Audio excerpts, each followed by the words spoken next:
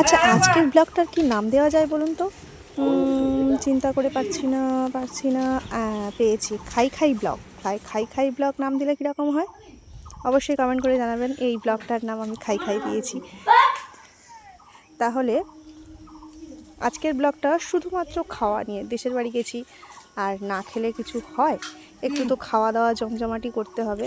তো তার জন্য আমি নাম দিলাম খাই খাই ব্লগ। তো হ্যালো বন্ধুরা, সবাই কেমন আছেন? আশা করি সবাই খুব ভালো আছেন। আমি সুনন্দা চলে এসেছি আজকে আবার একটা নতুন ব্লগ নিয়ে, যেটার নাম হলো খাই খাই ব্লগ। তো দেখতে পাচ্ছেন সন্ধ্যাবেলা একটু স্ন্যাক্স ট্যাক্স তা জাতীয় কিছু ওইদিকে উনুনে রান্না হচ্ছে, আর এদিকে বসে বসে খাওয়াও চলছে। একটু চিপস ভেজেছিল আর পেঁয়াজি ভেজেছিল।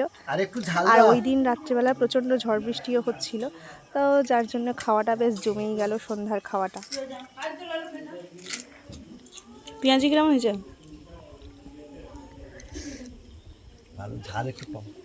ঝাল কম। এটা হলো পরের দিন দুপুরের মেনু। হয়েছে লাউ পাতা বাটা, পাবদা মাছ ভাজা, ডাঁটা চচ্চড়ি, চুনো মাছের ঝাল, আর ওদিকে আছে মাছের টক। রাঙা আলু দিয়ে আম দিয়ে মাছের টক হয়েছে। সবাই খেতে বসে পড়েছি, আমিও খাওয়া শুরু করে দিয়েছি। এটা হলো তারপরের দিন সন্ধ্যাবেলার ভিডিও।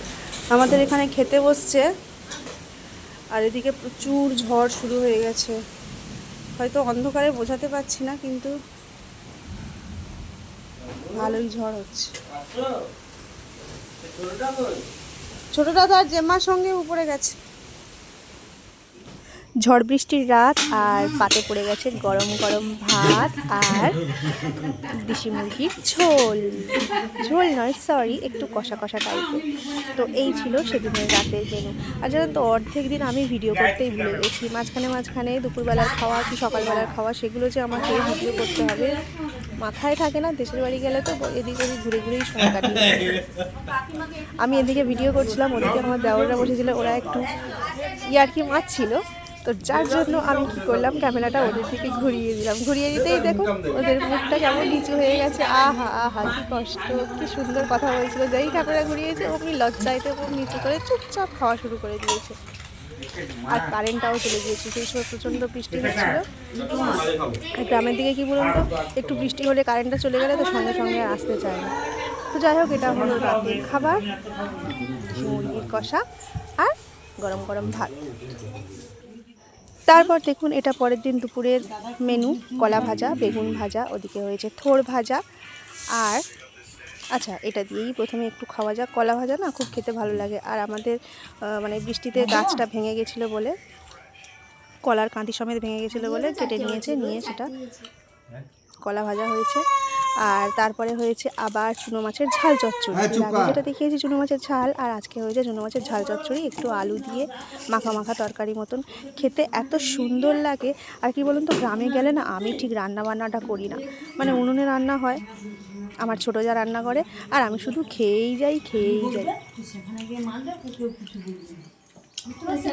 তারপর হঠাৎ করে মনে পড়লো, একটু লেবু তো নিতে হবে তার সঙ্গে। লেবু দিয়ে জাস্ট ফাটাফাটি লাগছিল খেতে বন্ধুরা। চুনো মাছের ঝাল চচ্চড়ি দিয়ে ভাত গরম গরম।